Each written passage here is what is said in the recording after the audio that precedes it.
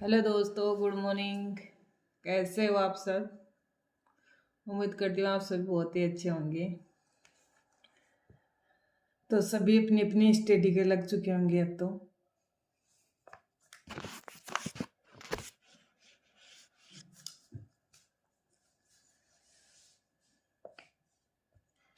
तो मेरे पास है ना बहुत सारे कमेंट आ रहे थे कि आपने उत्कर्ष के लिए क्यों मना किया। देखो, मैं भी उत्कर्ष में से ही की हुई हूँ कोचिंग,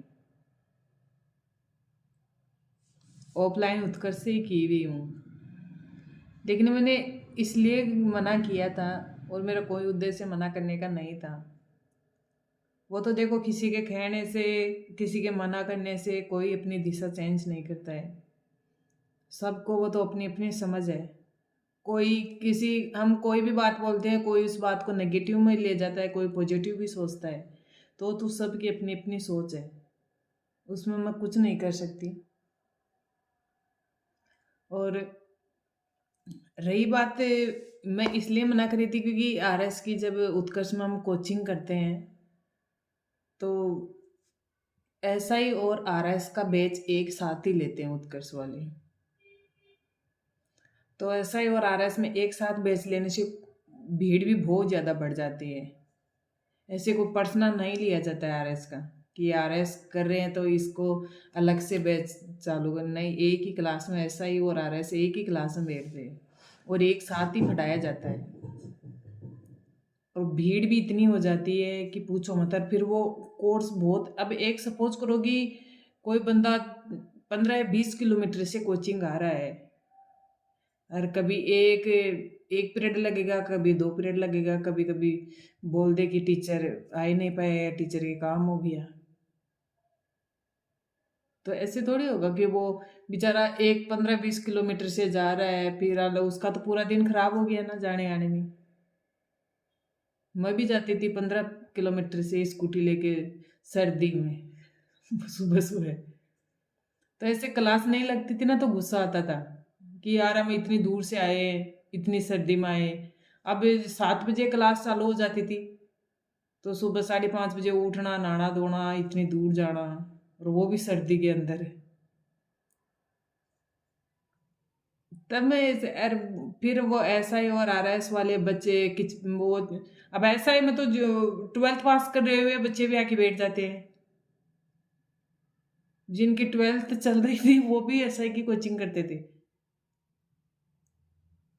तो भीड़ ज्यादा होने से उतना वो नहीं। अरे 6-7 महीने का नाम लेके बोलते हैं जब एडमिशन लेते हैं ना तब तो।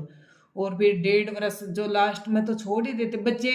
3 या 4 महीने आते हैं, फिर देख लेते हैं कि हाँ यार आदि बार तो क्लास ही नहीं लग रही है टाइम पे, फिर भीड़ कम हो जाती है बिल्कुल। और भीड़ जैसे ही कम होती है ना भाई, चलो यार ये पढ़ने वाले स्टूडेंट तो आ नहीं रहे हैं, और वो आते हैं जिनको मजा लेना हो, वो हाय हुई करने वाले आते हैं। तो अगर प्रॉपर आरएस की करो तो ऐसे कोचिंग ढूंढो कि हाँ ये प्रॉपर आरएस की करवाती है। ऐसे टाइम खराब करने से, पैसे खराब करने से क्या मतलब? फिर तो घर पढ़ो ना आराम से। और सबसे बेस्ट है ऑनलाइन कोर्स लो, खुद के नोट्स बनाओ, क्लास देखो, खुद के नोट्स बनाओ, एकांत में रहो, आराम से पढ़ो।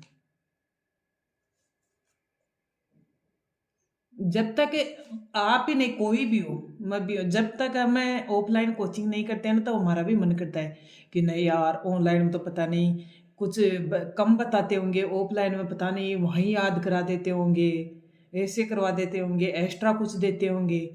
लेकिन जब हम खुद जाते हैं ना तो बस वो चीज़ बाद में रियलाइज कि यार हमने गलती कर दी, ऑनलाइन ही सही था।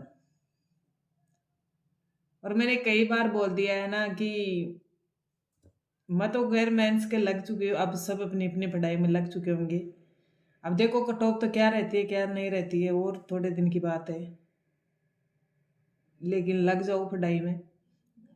और मेरे पास ज़्यादा कमेंट आते हैं कि आप कहाँ से हो, तो मैं बता देती हूँ, मैं जयपुर ही रहती हूँ, जयपुर से ही हूँ। मैंने काफ़ी पहले भी बहुत बार बताया है। और एक कमेंट आया था कि आप मिल सकते हो, कि गुजर की थड़ी कोई लड़की थी उसने किया था। तो अगर मैं उधर कभी आऊंगी, कोई काम होगा तो जरूर बताऊंगी आपको कि मैं उधर आ रही हूँ। तो ज़रूर पक्का मिलना आप।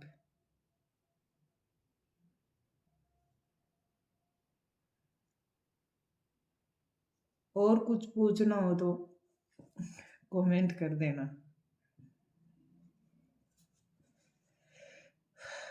ठीक है, लगे रहो पढ़ाई मस्त तरीके से, कोई टेंशन नहीं।